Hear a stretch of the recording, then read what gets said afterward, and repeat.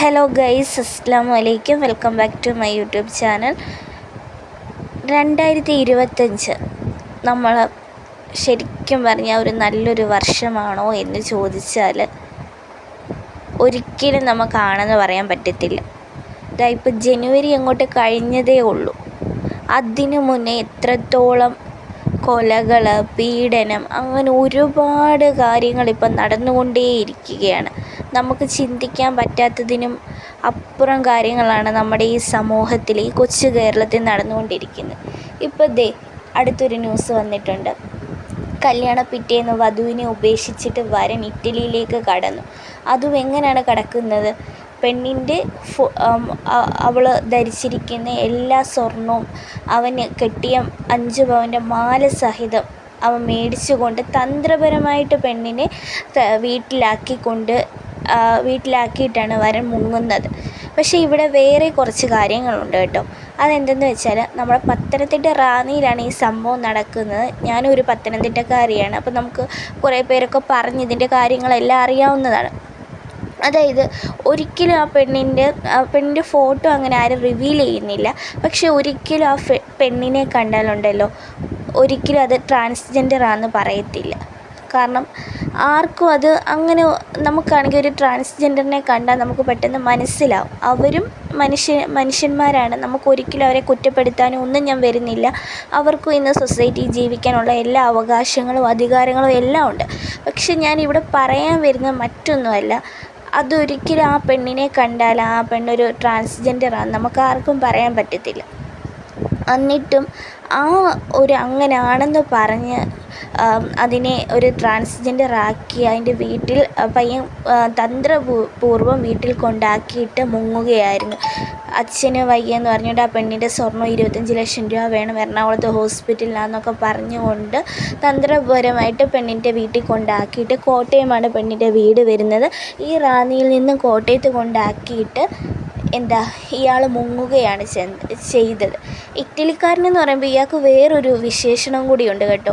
അതായത് നമ്മുടെ പത്തനംതിട്ടയിലാണ് ആദ്യമായിട്ട് കോവിഡ് സ്ഥിരീകരിക്കുന്നത്. ഇയാളാണ് ഇറ്റലിയിൽ നിന്ന് ഇവരുടെ വീട്ടുകാർ വന്നപ്പോഴാണ് ഇവിടെ കോവിഡ് പടർന്നത്. അങ്ങനെ ഒരു പ്രശ്നമൊക്കെ ഉണ്ടായതാണ്.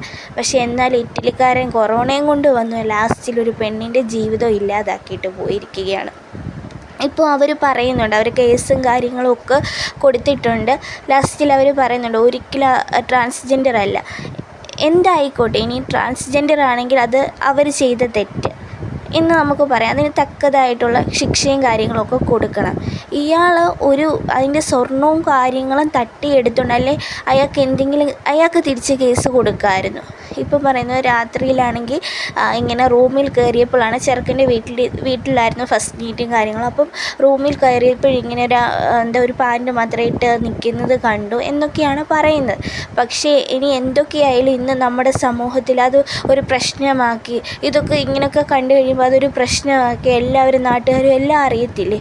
ഇത് തന്ത്രപൂർവ്വം ഒന്നും അറിയാത്ത രീതിയിൽ പെണ്ണിനെ കൊണ്ട് വീട്ടിലാക്കുന്നു. ട്രാൻസ്ജെൻഡറാണെന്ന് അറിഞ്ഞുകൊണ്ട് താൻ പറ്റിക്കപ്പെട്ടെന്ന് പറഞ്ഞുകൊണ്ട് പെണ്ണിനെ കൊണ്ട് വീട്ടിലാക്കുന്നു. എന്നിട്ട് താൻ മുങ്ങുന്നു. ഇതൊക്കെ എന്ന് പറഞ്ഞാൽ അങ്ങോട്ടും ഇങ്ങോട്ടും കണക്റ്റഡ് ആകാത്ത രീതിയിലുള്ള കാര്യങ്ങളാണ് അവിടെ നടന്നത്. നമുക്കൊരു പക്ഷേ ചിന്തിക്കാം, ഇതാ പെണ്ണിൻ്റെ സ്വർണം തട്ടിയെടുത്തുകൊണ്ട് മുങ്ങിയതാണെന്ന് ചിന്തിക്കാം. മറു സൈഡിൽ നമുക്ക് ചിന്തിക്കാം, അതായത് ഇനി തന്നെ പറ്റിച്ചു, ഇനിയും അതിനെതിരായിട്ട് തിരിച്ചൊരു പണി കൊടുത്ത് എന്തായാലും പെണ്ണും പോയി എല്ലാം പോയി എന്ന് കരുതിക്കൊണ്ട് അതിൻ്റെ സ്വർണം എടുത്തുകൊണ്ട് മുങ്ങാമെന്ന്, അല്ലേ തന്നെ ചതിച്ചല്ലോ, അപ്പോൾ തിരിച്ച് ചതിക്കാമെന്ന് കരുതിക്കൊണ്ട് അങ്ങനെ ചെയ്തതാണെന്ന് നമുക്ക് വിചാരിക്കാം. ഇതുവരെ ഒന്നും തെളിഞ്ഞിട്ടില്ല. ഇനി നമുക്ക് ആ പെണ്ണ്, പോലീസുകാരും കാര്യങ്ങളും പറയുന്നുണ്ട് ഇത് പെണ്ണാണ് എന്ന് പറയുന്നുണ്ട്. പക്ഷേ ഒരു കാര്യം ചിന്തിച്ചോട്ടെ, ഇങ്ങനെ ട്രാൻസ്ജെൻഡർ ആണെങ്കിൽ നമുക്ക് അന്നേരം തന്നെ ഇവർക്ക് ഒരു ഹോസ്പിറ്റലിൽ കൊണ്ടുപോകാം, അല്ലെ അങ്ങനെ എന്തെങ്കിലുമൊക്കെ ഇതുണ്ടായിരുന്നല്ലോ. അതിൻ്റെ മുന്നേ എങ്ങും ഇനി നാണക്കേടും കൊണ്ട് ആണോ ഇയാൾ മുങ്ങിയത്, അല്ലെ ഇങ്ങനെ എല്ലാം സംഭവിച്ചെന്ന് പറഞ്ഞിട്ട് നാണക്കേട് കൊണ്ടാണ് ഇയാൾ മുങ്ങിയത്? ഇതിൻ്റെ സത്യാവസ്ഥ എന്താണെന്ന് ഇതുവരെ ആർക്കും തന്നെ മനസ്സിലായിട്ടില്ല. കാരണം ഇറ്റലിയിൽ അയാൾ പോയി കഴിഞ്ഞു. അപ്പം ഇതെല്ലാം തന്ത്രപരമായിട്ട് ചെയ്തതായിട്ടാണ് എനിക്ക് തോന്നുന്നത്. ഒരിക്കലും അങ്ങനെ എന്തായാലും അറിയാം, കല്യാണം കഴിഞ്ഞ് കഴിയുമ്പം ആണാണോ പെണ്ണാണെന്ന് മനസ്സിലാവുമല്ലോ. അപ്പം അത് നാളെ ഒരു വലിയൊരു പ്രശ്നത്തിലെത്തും, അല്ലെ അത് അവർ കേസ് കൊടുത്താൽ വേറെ പല വിഷയങ്ങളാവുമെന്ന് എന്തായാലും ആ പെണ്ണിൻ്റെ വീട്ടുകാർക്കും അറിയാമല്ലോ. പെണ്ണിന് അച്ഛനില്ല. അപ്പം അങ്ങനൊരു സാഹചര്യത്തിൽ ആ പെണ്ണിനെ കൊണ്ട് അവിടെ ആക്കിയിട്ട് തന്ത്രപരമായിട്ട് അതിൻ്റെ സ്വർണവും കാര്യങ്ങളും കൊണ്ട് എടുത്ത് ഇത് ശരിക്കും പറഞ്ഞാൽ മുങ്ങിയതാണെന്നാണ് എനിക്ക് തോന്നുന്നത്.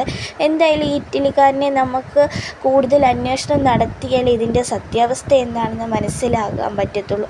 ഒരിക്കലും ആ പെൺകുട്ടി ഇനി തെറ്റ് ചെയ്തിട്ടില്ലെങ്കിൽ അയാൾക്ക് തക്കതായിട്ടുള്ള ശിക്ഷയും കാര്യങ്ങളും നമ്മൾ കൊടുത്തിരിക്കണം. കാരണം ഒരിക്കലും അത് കല്യാണം കഴിഞ്ഞ് അതിൻ്റെ പിറ്റേ ദിവസം തന്നെ അതിനെക്കൊണ്ട് വീട്ടിലാക്കിയിട്ട് മുങ്ങുകയാണ് ചെയ്തത്. കള്ളത്തരം പറഞ്ഞ് അച്ഛന് വയ്യ എന്ന് പറഞ്ഞുകൊണ്ട് സ്വർണവും കാര്യങ്ങളും മേടിച്ച് മുങ്ങുകയാണ്. അതിൻ്റെ താലിമാല, അതായത് ഇദ്ദേഹം ഇട്ട 5 പവൻ്റെ താലിമാല വരെയും എടുത്തുകൊണ്ടാണ് പോയത്. ഇനി തിരിച്ച് ഓപ്പോസിറ്റാണ് ചെയ്തെങ്കിൽ അവർക്കും ഇതിനുള്ള ശിക്ഷ